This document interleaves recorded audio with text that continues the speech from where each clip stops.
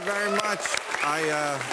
Thank you so much. I'm so glad you're in a good mood because I'm kind of down. This state, fires, droughts, and now we have an oil spill. Have you seen this shit? It's right off the coast here. LA residents are furious. The last thing we want is oil in our sewage. You know? And then, can we have a moment of silence for the tragedy that happened this week? Facebook went down on Monday. Oh, my God. The millennials and Gen Z, oh, my God. Facebook, Instagram, WhatsApp, they all went down for 6 hours, and I think as Americans, we all will remember where we were that day. When we couldn't take a picture of ourselves in the bathroom mirror and send it out. When we couldn't argue vaccine mandates with our lab partner from 7th grade. When there was nowhere to post a meme of Biden and Bill Gates jerking Satan off. It was a terrible day, but we're over it. It's over.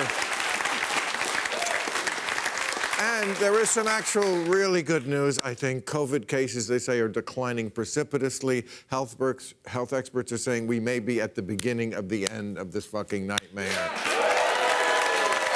Please, Jesus. No, really, they say, keep your fingers crossed. By Christmas, airline passengers may be back to punching each other over the armrest.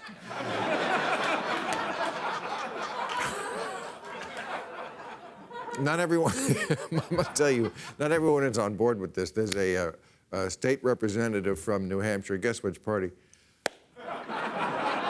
Who's blocking COVID funds because he says babies of vaccinated women are being born with pitch black eyes and they and they can stand and walk at 3 months, which I don't think is true. But honestly, would walking babies be such a bad thing? I'm sure there are parents out there thinking, you know what, that would be awesome. When the kid cries for milk, I can just say, you know where the refrigerator is, get it yourself. Like I would know, but... And this guy also says, listen to this, he says the vaccine contains tentacled creatures. I think someone has been watching a little too much Squid Game. Have you been watching? There's always a new stupid show. That's the one people are at Squid Game. It's about this hyper-violent South Korean version, I guess, of Hunger Games. And in the movie, or the series, people who have debts and can't pay them are forced to murder each other.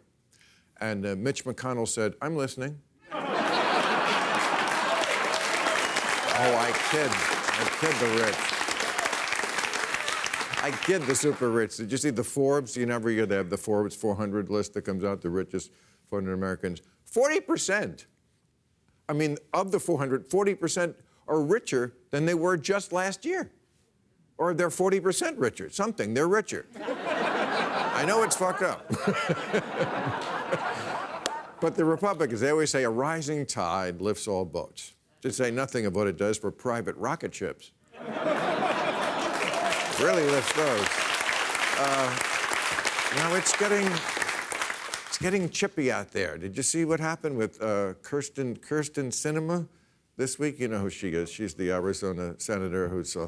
Two of the senators, Democrats are holding up their big $3.5 trillion program, and a lot of people don't like this. So she was at Arizona State University at an event, and a gang of Gen Z activists followed her into the bathroom, started yelling at her in the bathroom while she was peeing.